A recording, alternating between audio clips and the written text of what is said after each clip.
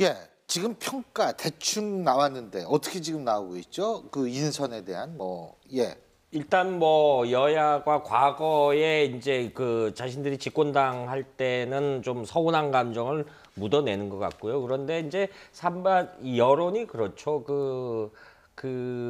오늘 들은 어떤 굉장히 중요한 위치에 있는 사람한테 들었는데 쉽게 말해서 우리가 흔히들 하는 거 있지 않습니까? 누구나 과실은 작은 부분이 있다. 그런데 청와대가 그 부분에 대해서 선제적으로 이야기를 했고 앞으로 국가를 이끌어가는 미래 비전 성격으로 좀 봐야 된다라는 부분에 대해서 특히 강경화 유엔 사무총장 정책특보를 하신 분 있죠. 그런데 이런 분들 같은 경우 외교부 장관 발탁, 우리도 OECD 회원국으로서 충분히 이미 했었어야 돼. 여성 그렇죠. 외교부 장관, 유럽 국가들은 국방장관까지 다 여성으로 하는 마당에 좀 늦지 않았냐 이것조차 좀 그런 생각이 듭니다. 그리고 또 한 가지 주목해야 될 게 그러니까 외교부가 또 이게 기수 서열이 이게 좀 굉장히 이 강조되는 곳이라는 평가를 그렇죠. 받는 경우도 있지 않습니까? 검찰하고 똑같습니다. 비외시 출신이라는 그런 측면에서도 또 상당히 의미 부여도 가능하지 않을까. 그리고 무엇보다도 국제 무대에선 감각이라는 게 중요한데 이분은 상당히 오랫동안 감각을 쌓아온 분들이기 때문에요. 3대 그 유엔 사무총장 옆에 있었죠.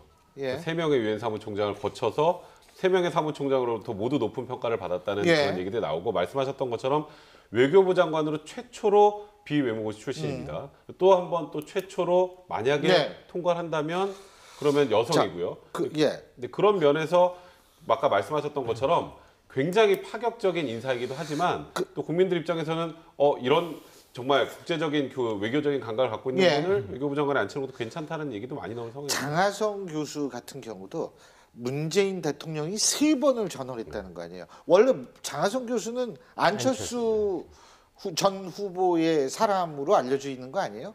그런 것도 뭐 신선하고 파격이면 굉장히 파격일 수 있죠. 장하성 교수 같은 경우 과거부터 국회 나와서 세미나 때는 그랬습니다. 자신만이 자기가 생각하는 한국이 잘 살게 하는 미래 계획이 있다. 이거는 어떤 정치 세력이 와도 저는 도와주고 싶다. 그래서 특정 어떤 정치 그룹에 속해 있다라고 한정 짓는 거는 굉장히 좀 무리가 있다라고 본인이 과거부터 그런 의견은 계속 피력했습니다. 그러니까 쉽게 말해서 지금은 어떤 당신이 갖고 있는 경제발전 구상을 펼칠 수 있던 장이 좀 마련됐고 기여를 하고 싶다 이런 의도에서 아마 이번 입각제의를 받았다고 봐야 되겠죠.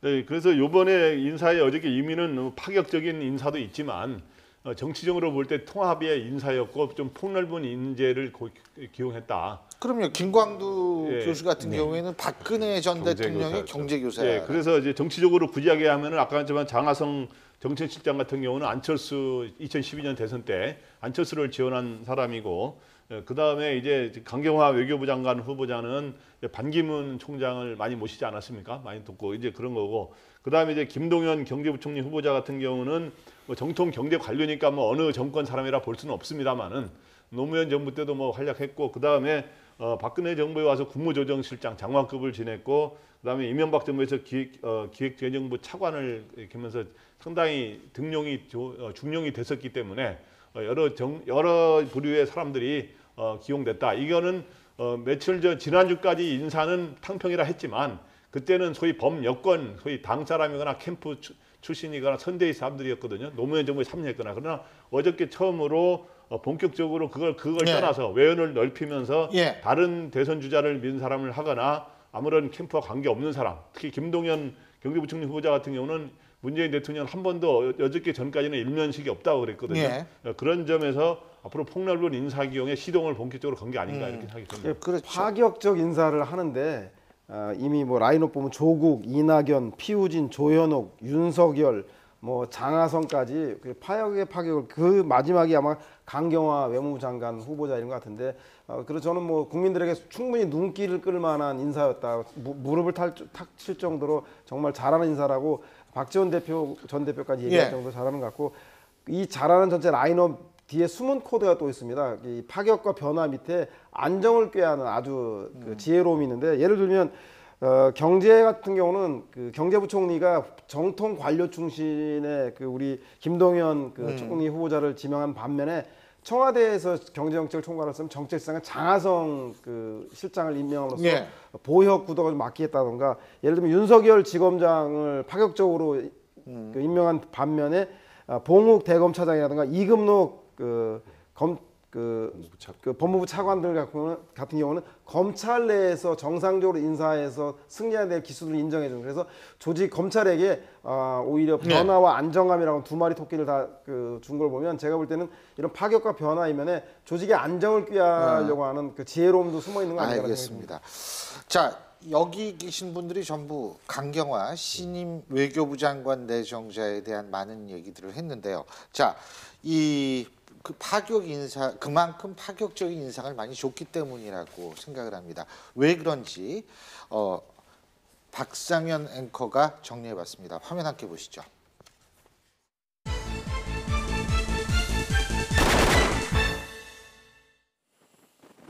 네, 새 정부 초대 외교장관으로 여성이자 비외무고시 출신의 강경화 유엔 사무총장 정책특보가 내정됐습니다. 그동안 대체로 서울대의 외무고시 출신의 한미 관계를 주로 담당해온 남성이 수장에 임명된 공식을 모두 깬 파격 인사라서 관심이 집중되고 있는데요. 강 내정자는 연세대 정외과를 졸업한 뒤 미국 매사추세츠대에서 커뮤니케이션 전공으로 박사학위를 받았습니다. 아버지 고 강찬선 KBS 아나운서의 영향인지 대학 졸업 이후에는 KBS 영어 방송에서 잠시 PD 겸 아나운서로 일하기도 했는데요. 국회의장 국제비서관으로 공직 생활을 시작한 강 내정자는 탁월한 영어 실력으로 여러 차례 김대중 전 대통령의 통역을 맡기도 했습니다.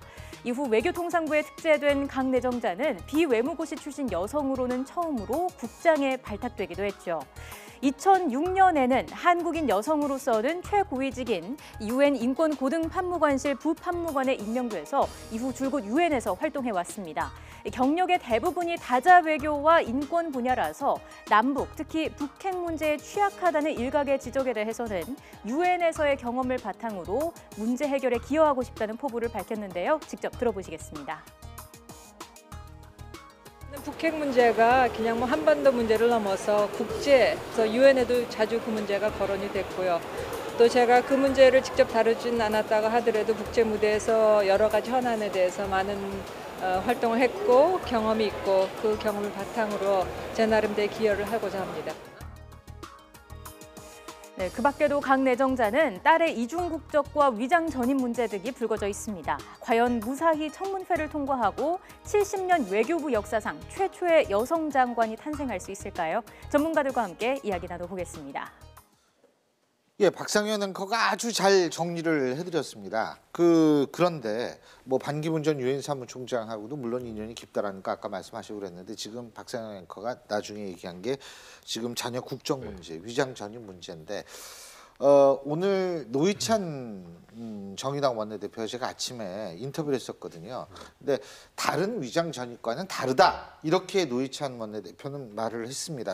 어떻게 보십니까, 우리? 일단 노회찬 원내대표 발언은 일단 의외로 감추지 않았어요. 공개를 했고 그 유학생활 그 부군되시는 분이 그 대학에 있다가 지금 정년퇴직해서 명예 교수로 계시죠? 그분 맞다. 우리가 그때는 유학생 생활인데 아이 교육 문제인데 한 것이다 인정을 했는데 이 부분에 대해서 거듭 말씀드리는 부분은 좀 근데 이중국적 문제 관련해서 딸아이가 언제든지 이제 성인이 됐으니까 한국 국적을 되취득하겠다라고 분명히 밝혔다라고 부군도 얘기했고 본인도 오늘 뉴욕에서 공항에서 이야기를 했지 않습니까? 이런 부분에 대해서 어떤 흠결은 됐지만은 어떤 청문회 과정에서 결정적인 낙마 요인은 아닐 거라는 생각을 듭니다. 그러니까 원래 이제 위장 전입 문제되면 대부분 부동산 투기하고요. 그다음에 농지법 위반 이런 거 벗어나기 위해서 위장 전입하는 건 사실 좀 많거든요. 예. 그러니까 아마도 문재인 대통령 후보 시절에 뭐 5개를 얘기 들고 이건 절대로 이런 사람들 입각시키지 않겠다라고 했는데 그 중에 하나가 위장 전입이었는데 그 위장 전입은 제가 조금 전에 말씀드렸던 쉽게 말하면 국민들이 정서적으로도 법적으로도 받아들이기 힘든 위장 전입이라면 좀 더 문제가 되겠지만 이번 위장 전입은 이제 미국에서 학교를 다니는 딸이 한국에 와서 잠깐 1년 정도 학교를 다닐 때 아무래도 한국에서 처음 학교를 다니니까 본인의 모교에 좀 다니기 위해서 친척집에 잠시 있었던 거거든요. 그 정도라면 국민들이 받아들여줄 수 있지 않을까라는 취지로 아마도 청와대에서도 미리 사전에 이걸 미리 공개를 한 것 같습니다. 그리고 그거 미리 공개를 하고 안 하고 차이는 커요. 네, 그렇죠. 이거를 검증을 못해서 나중에 괜히 발표한 게 아니라 청와대에서 나오면 그렇죠. 더 이상하죠. 이제 그래서 크게 그건 잘한 것 같아요, 현재로는 청와대가. 그렇게 네. 이 부분에 대한 부분보다는 아까 마지막에 그 말씀하셨던 것처럼 지금 미국과의 관계, 중국과의 관계 또 대북 관계에 대해서 예. 경험이 없다라는 부분이 오히려 이제 아하. 바른정당에서는 더 문제를 삼는 그런 상황이라고 봐야 될 것 같습니다. 이중 국적 문제는 그 병역 면탈을 목적으로 한 그 남자 자녀라면 그 아들이라고 하면 이 문제에 대해서 여러 시비거리가 있을 텐데 여성 그 자녀이기 때문에 딸이기 때문에 이 문제는 생명이 가능할 것 같은데 저는 뭐 위장전입 문제는 뭐 다른 것 떠나서 국내에 적응하기 쉽지 않아서 그 김경화 그 장관 후보자가 다니던 모교의 딸을 다니겠다는 강경화 죄송합니다.